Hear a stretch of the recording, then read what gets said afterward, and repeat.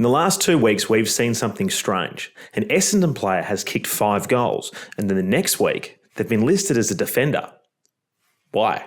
G'day Sash fans, Rob here, bring you something different to what we normally do here on the channel. Starting from now, I'm going to be bringing you a weekly video where I discuss an issue of the week or any sort of talking points. So right now, I'm going to be calling the segment Talking Points.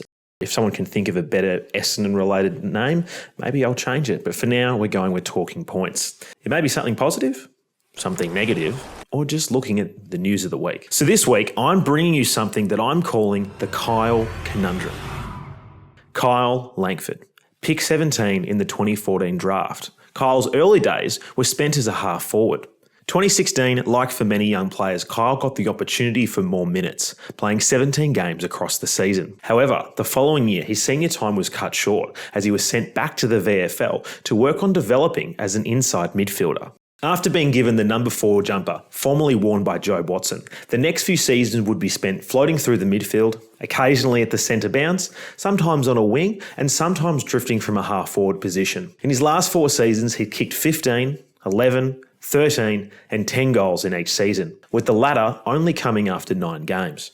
Fast forward to 2023, and in round 1, he lines up as a half-back. So the first question is, why? One of Kyle's biggest assets is his kicking around the ground. Kyle's become one of Essendon's most reliable passers, with the ability to open up the game with a great kick or hit a target inside 50. It looks like the coaching panel has identified deficiencies in the other defenders, particularly moving the ball out of defence. So, Kyle has been brought in as a bit of a Mr. Fix-It type to be an outlet player and help us transition the ball. Then, come week 2, we're short on key forwards with Sam Wiedemann being a laid out. So, Kyle is moved to a forward position. Kyle moves forward, has a terrific game, and has a career best 5 goals. He takes marks on the lead, he outplays his man, and he kicks straight when we needed him. I'll put on the record that I like Kyle as a forward.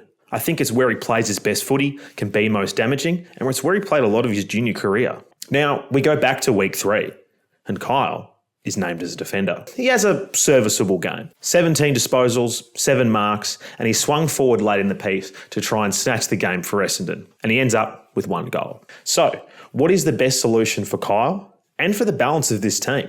Is it as a defender, as a winger, as a half forward, even a deep forward? What do you think? For me, I think Kyle is better suited to a half forward or wing role. With BZT coming back into the side hopefully this week, I think we have enough defenders there in the team. So it means that someone else would have to give way if we were to push him up the ground. Who gets dropped? Well, I'll let you decide that. Now, for some more news. And the first bit of news is that you should subscribe to this channel. The news of the week is that I'm giving away 2 medallion tickets to Sunday's game against GWS, thanks to our friends at Ticket Blaster.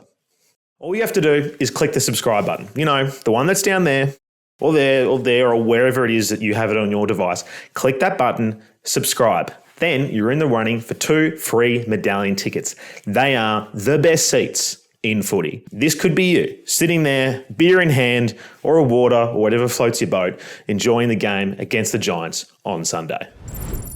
The other news of the week is the injury to Matt Guelfi. I'm sure you're like me that you were devastated to hear the news that Guelph is going to be out for up to 6 weeks with a hamstring strain. He was one that we all had earmarked coming back into the side once he had regained full fitness. This means that not only our best and fairest is out for a good portion of the season, that Guelph, who came 3rd in the Crichton, will also be missing a significant chunk of the year. It looks like the ancient burial ground that the hangar was built on has cursed us once again. The obvious negative is Guelph's absence coming up into this difficult period of the season. We play some of the stronger sides in the comp.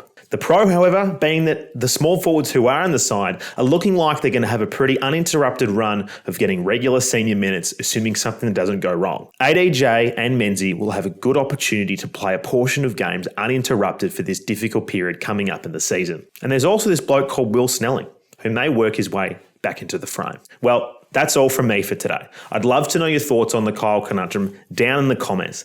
Let me know. Or about anything else that I've discussed this week. And if you want to watch more Bombers content, you can find, maybe it's here or there. If you want to watch more Bombers content, you can watch the full podcast that we did on Monday, Mert and myself discussing St Kilda's game, and you can find all of our other podcasts here as well. Until next time, up the plains, go Dons.